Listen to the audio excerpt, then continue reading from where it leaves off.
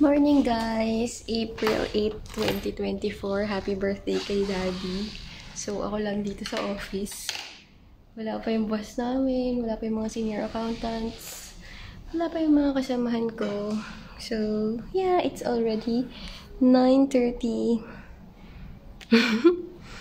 So, maaga pa ako ngayon guys.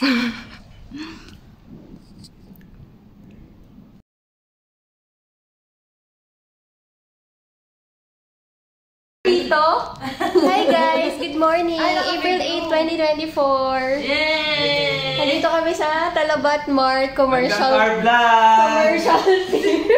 Like, subscribe to my channel. Yes. Click the like button. Charot! Yes. Yes! Okay? So, ayun. Please follow. May ano ka ba? Meron ng channel. Okay, please follow. Channel 1. Hindi mo makita yung mukha ko. Hi, please follow Sam's Corner. Enjoy. At mag-order na kayo. May mga bago doon. Mga bago Anong bago? outfit for summer. Wow! Bagong hubad. Maghubad kayo. Pwede kayo magdamit doon. Bumili kayo. Welcome back to Qatar, Ate Sam's Za. Corner. SAM? Oo, yeah. Sam's Corner. Okay, guys? Please follow. Bye na. Work mode. Kanya pala yun.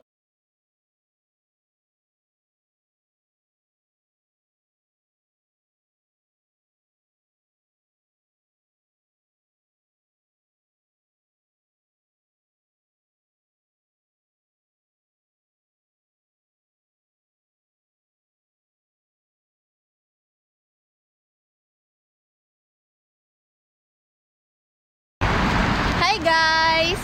Hi guys! Hello guys! Hello vlogs! Welcome to my guys! Welcome to my guys pala. Hi! Hi guys! Ito si Ate Malu and si Ate Mads from Talabat. Uy! Meron kaming Eid Mubarak. Mubarak guys! Kanina pa ako nag-start ng vlogging, ate. Meron ako ng morning, di ba? Ang ingay ko pa nga dun sa office. Ayun yung office namin, no? Uy, ayun yung building. 27th floor. Tapos, ayun lang yung Urido Tower. Yes. So, papunta kami ngayon ng metro. Nasa DECC. Tumawid kami dun, guys. Grabe. Ang layo ng tinawiran namin. Buti na lang, mababait yung mga driver. Pinapatawid tayo. Nagme-menor sila. Ayun. So, see you again. Bye! Bye! Hi guys! Nandito na tayo ngayon sa Mansura. Ayun yung metro station. So, ay, medyo maaga tayo nakauwi ulit ngayon. Makakauwi pa lang.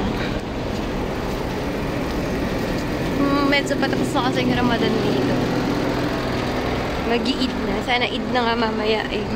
Pag lumabas na ulit yung buwan. Meron akong kutsinta from Ate Malu and Eid Mubarak gift from Talabat. So, malapit na ako sa bahay. Nakapag-rest muna kasi mamaya pupunta dun kila Ate Hazel kasi mag-aalaga kay Ollie. Mag-charge din muna ako kasi malulubat na phone ko. Bye!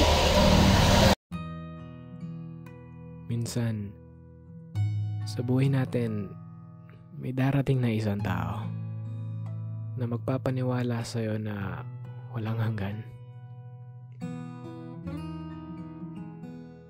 Isang tao nagpaparamdam sa'yo na kailanman hindi ka nag-iisa.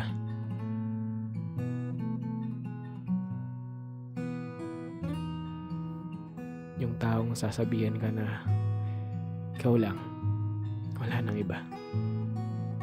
Yung papangakuan ka ng hindi kita iiwanan. Ganun pa man, siya yung unang nang iwan. Kung may natutunan man ako sa pagmamahal, ito yun. Minsan kung sino pa pala yung taong binuo mo, yun din pala yung taong wawasak sa'yo. Wala eh. Ganun kasi talaga yung pag-ibig. Minsan, binibigay natin lahat. Sinasakripisyo natin, sarili natin. At least nasabi ko sa kanya, sige, hahayaan kita na umalis. Hahayaan kita na makalaya, pero huy, pwede ba? Bago mo ako tuluyang iwan dito, mag-isa. May isang hiling lang ako.